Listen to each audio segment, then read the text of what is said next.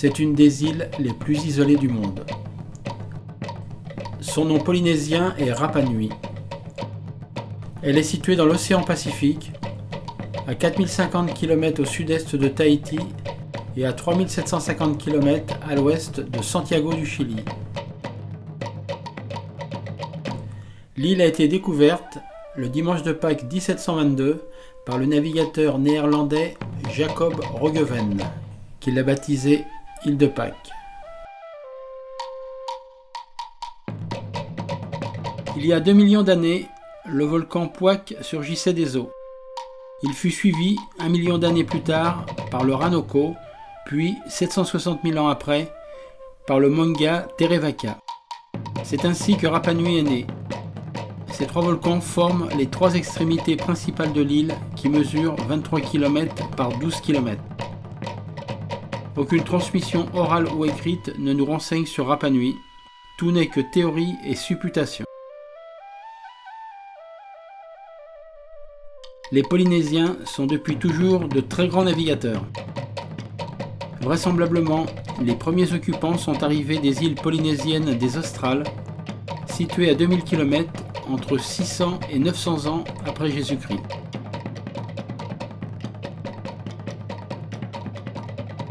Les sculptures de pierre monumentales trouvées sur l'île s'appellent les moai.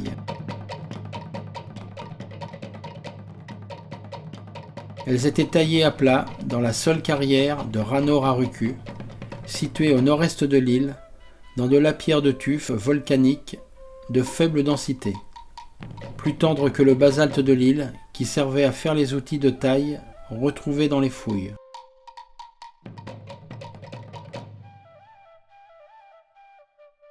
La carrière contient encore 397 moai à différents stades d'avancement. S'il se cassait lors de la taille ou du transport, le moai perdait son mana, l'énergie spirituelle, et était abandonné sur place. Les habitants croyaient que le mana des personnes importantes continuait d'exister après la mort, avec la capacité d'influer sur le cours des événements bien après leur décès. Donc, lorsqu'un chef de tribu ou l'un des membres les plus importants décédait, on faisait sculpter une statue, ensuite transportée au village et érigée face à ce dernier et dos à la mer. On taillait les orbites et l'on ajoutait les yeux taillés dans du corail blanc, avec des pupilles de même qualité que la coiffe, pukao, taillées dans une petite carrière de tuf rouge. Les moai mesurent habituellement entre 2,50 m et 10 m de haut, pèsent entre 30 et 70 tonnes. On les retrouve érigés à plus de 15 km de la carrière. L'hypothèse la plus vraisemblable de manutention du moai serait transporté sur des chemins pavés de pierre, attaché sur un traîneau de bois et tiré sur des rouleaux, puis érigé sur la plateforme en calant des pierres sous de solides pieux servant de levier pour le redresser.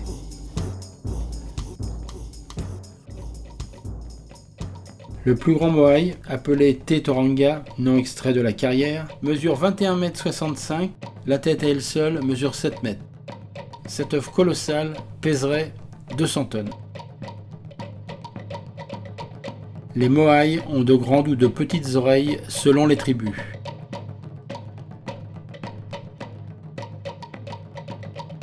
Les statues étaient encore debout sur leur plateforme, le dos à la mer, lors de la découverte de l'île en 1722. En 1774, lors du passage de Cook, certaines étaient à terre. La dernière vue debout par un visiteur étranger remonte à 1838. Que s'est-il passé? 2 théories. Manque de ressources dû à la surpopulation? Guerre tribale? Les statues sont renversées par les vainqueurs, visage contre terre, en particulier les yeux. Elles perdaient de ce fait tout pouvoir.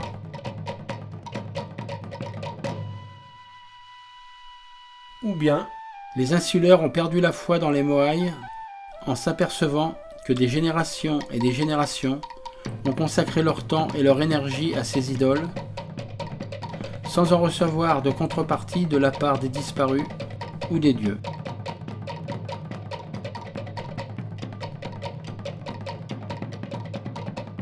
La légende de l'homme-oiseau.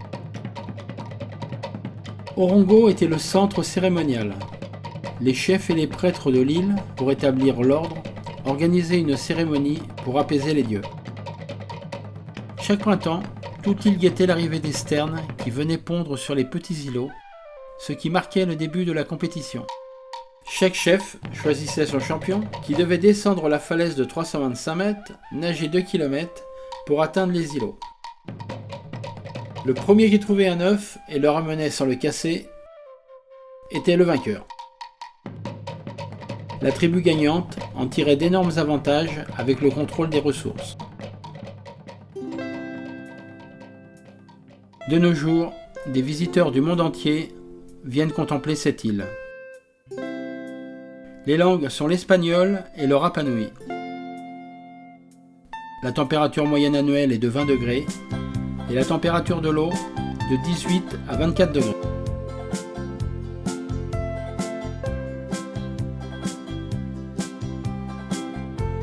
L'île compte environ 6700 habitants,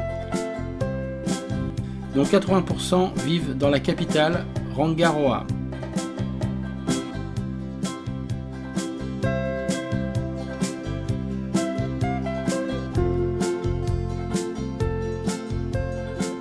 Elle est reliée par avion 2 fois par semaine de Tahiti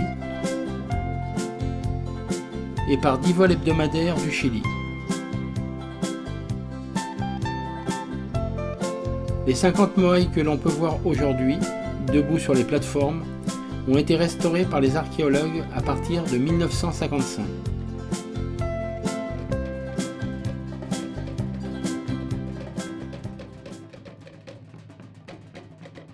Le nombril du monde. Selon certaines légendes, le mana qu'elle renferme serait très important. Riche en fer, elle emmagasine de la chaleur et perturbe les boussoles. L'écriture Rapa Nui se nomme Rongo Rongo. Les vestiges qui nous en sont parvenus comprennent 595 glyphes de base.